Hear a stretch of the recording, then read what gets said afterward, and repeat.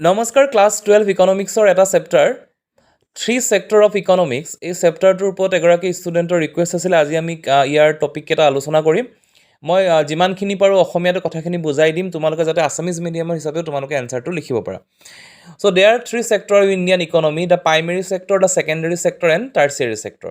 So তিনটা ভাগ বুলি ক'লে এটা primary যিটো আৰম্ভণি বা প্ৰাথমিক যিটো হয়, then secondary next যিটো sector থাকিব, then tertiary. আৰু এই কথাটো হ'ল গোটেইকেইটা sector তুমি ইণ্ডিভিজুৱেলি বা এটা এটাকে ষ্টাডি কৰিলে নহ'ব গোটেইকেইটা এটা through an example through N process যদি তোমালোকে চোৱা এইকেইটা তোমালোকে খুব সুন্দৰকৈ বুজি পাবা চ' ক্লাছিফিকেশ্যন এণ্ড এক্সাম্পল দিছে the primary sector To keep the day-to-day operations going, these sector services are completely reliant on the availability of natural resources. So primary sector to কি ক'লে day-to-day life operation মানে আমাৰ দৈনন্দিন জীৱন যাত্ৰাটো চলি থাকিবলৈ আমাৰ ডেইলি যিটো লাইফ সেইটো চলি থাকিবলৈ যিখিনিৰ ওপৰত আমি নেচাৰেল ৰিচোৰ্চৰ ওপৰত প্ৰাকৃতিক সম্পদৰ ওপৰত নিৰ্ভৰ কৰি থাকোঁ সেইখিনি হৈছে তোমাৰ প্ৰাইমেৰী চেক্টৰৰ ভিতৰত আহে for example agriculture mining fishing forestry dairy etcetera গতিকে আমি ইয়াত কি ক'লে এগ্ৰিকালচাৰৰ কথা ক'লে কৃষি তোমাৰ ফিচিং মাছ পোহা গতিকে তোমাৰ খনন কাৰ্য বা ফৰেষ্ট্ৰি যিটো ফৰেষ্ট তোমালোকে জানাই বা ডায়েৰী বা যিটো আমাৰ পশুপালনৰ ক্ষেত্ৰত হয় চ' যিখিনি নেচাৰেল ৰিচোৰ্চৰ ওপৰত ডিপেণ্ড কৰি আমাৰ ডে টু ডে লাইফ চলি থাকে সেইখিনিয়ে হৈছে প্ৰাইমেৰী চেক্টৰ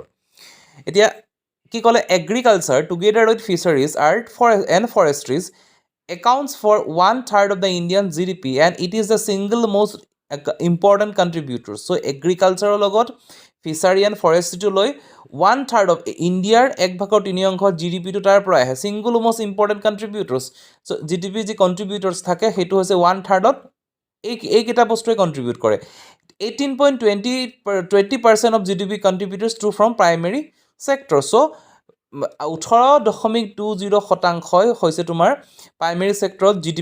প্ৰাইমেৰী চেক্টৰত জিডিপিত কণ্ট্ৰিবিউশ্যন কৰে গতিকে আমি কি হ'ল যিখিনি নেচাৰেল ৰিচোৰ্চৰ ওপৰত ডিপেণ্ড কৰে আমি ডে টু ডে লাইফ জীয়াই থাকোঁ সেইখিনি হৈছে primary sector Agriculture has long been in the backbone of Indian economy. Aside from that, India is the world's largest producer of milk and the second largest producer of wheat, sugar, and fresh water, fish, and groundnuts. So, এগ্ৰিকালচাৰটোতো ইণ্ডিয়াৰ economy এটা backbone কৃষি বা agriculture অবিহনে Indian ইকনমিটো আমি কল্পনাই কৰিব নোৱাৰোঁ Indian ইকনমিৰ যিটো কণ্ট্ৰিবিউটৰ্ছ হয় এগ্ৰিকালচাৰে মেইন তাৰপিছত কি ক'লে India is the world largest producer of milk গাখীৰৰ ক্ষেত্ৰত পৃথিৱীত 2 নম্বৰ ইণ্ডিয়া প্ৰডিউচ কৰে ছেকেণ্ড লাৰ্জেষ্ট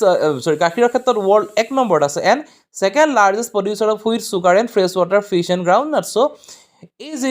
তোমাৰ চেনি হওক বা তোমাৰ মাছ হওক তোমাৰ তামোল হওক চ'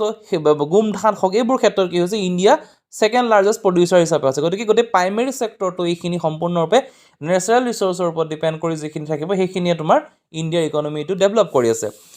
it is a significant producer of T Keshav Sugars ginger টাৰ্মাৰিক and black paper আমি চাহৰ কাৰণে বিখ্যাত বা বাকী যি বস্তু হয় তোমাৰ হালধি হওক আদা হওক জালুক হওক এই সকলো বস্তুখিনি যিখিনি আমি নেচাৰেলি আমি উৎপাদন কৰিব পাৰোঁ কৃষি ক্ষেত্ৰৰ পৰা বা বেলেগ ফাৰ্মিঙৰ পৰা চ' সেইখিনি সম্পূৰ্ণৰূপে ইণ্ডিয়া এটা ডাঙৰ প্ৰডিউচাৰ হয় ৱৰ্ল্ডত The Indian agricultural sector was able to accomplish this remarkable feat as a result of the Indian government's several simultaneous revolutions. কিন্তু এই ইণ্ডিয়ান এগ্ৰিকালচাৰ চেক্টৰটো যে ইমান আগবাঢ়িছে তাৰ কিন্তু ইণ্ডিয়ান চৰকাৰ বা অসম চৰকাৰে হওক বা ভাৰত চৰকাৰৰ ক্ষেত্ৰত কিছুমান ষ্টেপছ বা কিছুমান স্কিমছ বা কিছুমান তোমাৰ ৰিভলিউশ্যনৰ কাৰণে বহুতখিনি আগবাঢ়ি গৈছে হয়তো যি ট্ৰেডিশ্যনেল ৱেত খেতি কৰি আছিলে এতিয়া এগ্ৰিকালচাৰৰ ফালৰ পৰাই হওক বেলেগ স্কিমৰ ফালৰ পৰাই কৃষকক বিভিন্ন সঁজুলি সাৰ দ্ৰব্য যোগান ধৰাৰ কাৰণে এগ্ৰিকালচাৰটো আৰু ভাল হৈ আহিছে গতিকে এগ্ৰিকালচাৰ নহয় সকলো প্ৰাইমেৰী চেক্টৰ বুলি যিখিনি আমি ক'লোঁ যিখিনিৰ ওপৰত তোমালোকে মনত ৰাখিবা প্ৰকৃতিৰ ওপৰত নিৰ্ভৰ কৰি উৎপাদন কৰা চেক্টৰটোৱে হৈছে প্ৰাইমেৰী চেক্টৰ সেইখিনিৰ ওপৰত ইণ্ডিয়া বহুত আগবাঢ়ি গৈছে The Black Revolution, which saw the productions of petroleum, Brown Revolution, which saw the production of leather, non-conventional coca, were the significant revolution of India's primary sector. So, Black Revolution কি কৰিছিলে এটা বস্তু কৰে ইণ্ডিয়াত petroleum হয় খনিজ পদাৰ্থৰ তোমাৰ যি ডেভেলপমেণ্ট হ'ল বা লেডাৰৰ যি ডেভেলপমেণ্ট হ'ল সেই সকলোখিনিয়ে ইণ্ডিয়াক প্ৰাইমেৰী চেক্টৰটো আগবাঢ়িলে চ' প্ৰাইমেৰী চেক্টৰটো সদায় প্ৰকৃতিৰ ওপৰত নিৰ্ভৰশীল প্ৰকৃতিৰ ওপৰত ডিপেণ্ডেবল আমি যিকেইটা কথা অলৰেডি পঢ়িলোঁ সকলো প্ৰকৃতিৰ ওপৰতে নিৰ্ভৰশীল গতিকে এইটো প্ৰাইমেৰী চেক্টৰৰ কথা নেক্সট আমি ছেকেণ্ডেৰী চেক্টৰ যাওঁ The economics of the sector is based on the natural materials that are utilized to manufacture the services and goods are given and which are then consumed চ' ইয়াত কি ক'লে যে যিটো ইকনমিক ছেক্টৰত natural মেটেৰিয়েলছখিনি আমি পালোঁ ইউটিলাইজ টু মেনুফেকচাৰিং কৰি বনালোঁ এণ্ড ছাৰ্ভিচেছ এণ্ড গুডছ আমি ছাৰ্ভিচ বা গুডছ দিলোঁ date R given which are consumed যিটো আমি কনজিউম কৰিব পাৰোঁ বা আমি গ্ৰহণ কৰিব পাৰোঁ ইয়াত কি ক'লে this sector transform the primary sector output ৰ materials into finish goods that can be sold to domestic business or consumers so' as well as exported via distributors to tertiary sector. Many of these industries necessities large among the energies, factories and machineries and then are often classified as light or heavy based on the features. So ইয়াত কি ক'লে যে primary sector যিখিনি product আমি manufacture কৰি এটা বেলেগ ধৰণৰ প্ৰডাক্ট বনাওঁ যিটো that product is also' consumable যিটো বস্তু খাব পাৰি বা ল'ব পাৰি বা ব্যৱহাৰ কৰিব পাৰি সেইখিনি হৈছে ছেকেণ্ডেৰী ছেক্টৰ যদি আমি গাখীৰৰ পৰা চাওঁ গাখীৰখিনি যে আমি ডায়েৰী ক্ষেত্ৰত মিল্ক পালোঁ মিল্কখিনি হৈছে ইণ্ডিয়াৰ লাৰ্জেষ্ট প্ৰডিউচাৰ চ' মিল্কৰ পৰা আমি বিভিন্ন মিঠাই বনালোঁ পনীৰ বনালোঁ চ' সেইখিনি কি হ'ল ছেকেণ্ডেৰী ছেক্টৰে লাহে লাহে কনভাৰ্ট হৈ গ'ল আমি নেচাৰেল ৰিচ'ৰ্চৰ ক্ষেত্ৰত আজি পাট মুগা এৰী মুগাখিনি যিখিনি আমাৰ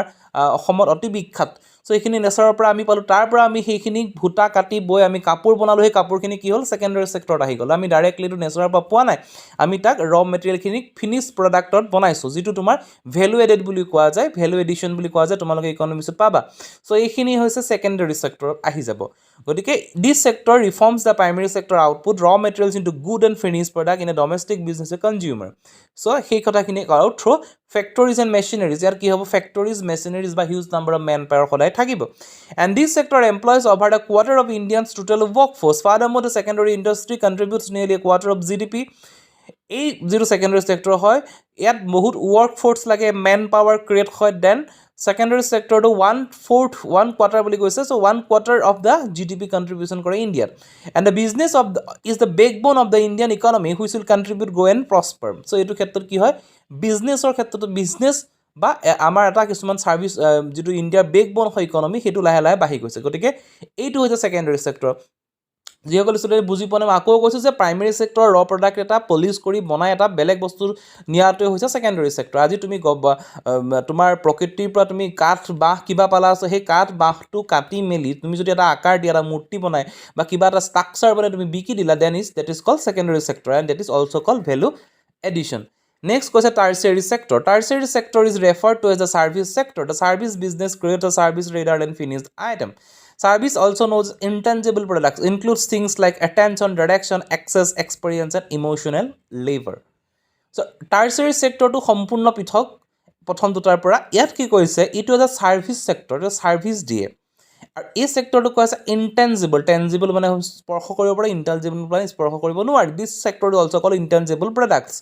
দিস সেক্টৰস লাইক অ্যাটেনশন তুমি ডাইৰেকশ্যন তুমি কাৰোবাক গাইডেন্স দিছা লাইফটো এনেকৈ আগবাঢ়িব লাগে এক্সামৰ কাৰণে এনেকৈ প্ৰিপেৰেশ্যন কৰিব লাগে এক্সেছ কাৰোবাক তুমি কিবা বস্তুৰ অনুমতি প্ৰদান কৰিছা then experience then emotional labour সেইখিনি হৈছে তোমাৰ টাৰ্চিয়াৰী ছেক্টৰ মানে মানসিকভাৱে কাৰোবাক ছাপোৰ্ট কৰিছা বা মানসিক তোমাৰ ষ্ট্ৰেছ হৈছে সেইখিনি বস্তু তুমি তাৰ সেই বস্তুখিনি তুমি চেঞ্জ কৰিবলৈ কাৰোবাৰ লগত তুমি এটা ইকনমিকেলি তুমি প্ৰফিটেবল কাম কৰিছা চ' সেইটো হৈছে টাৰ্চিয়াৰী ছেক্টৰ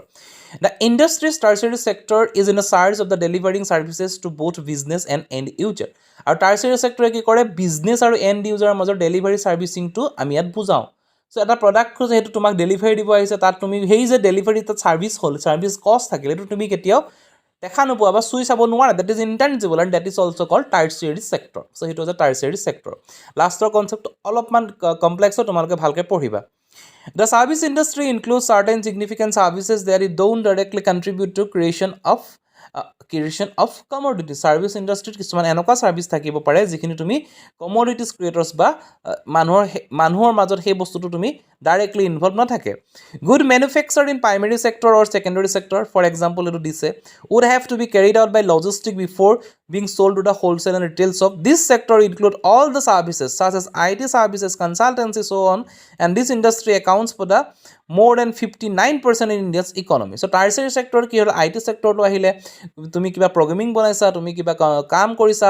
দেন তোমাৰ বিজনেছ ছেক্টৰটো আহিলে এই যে তুমি গুডছ বনালা আজি তুমি কিবা এটা অৰ্ডাৰ দিলা চ' নতুন কিবা বস্তু ফোন এটা তুমি অৰ্ডাৰ দিলা চ' তোমাৰ ওচৰলৈ ফোনটো যেতিয়া তোমাক কুৰিয়াৰ ছাৰ্ভিচে লৈ আহিব থ্ৰু লজিষ্টিক আহিব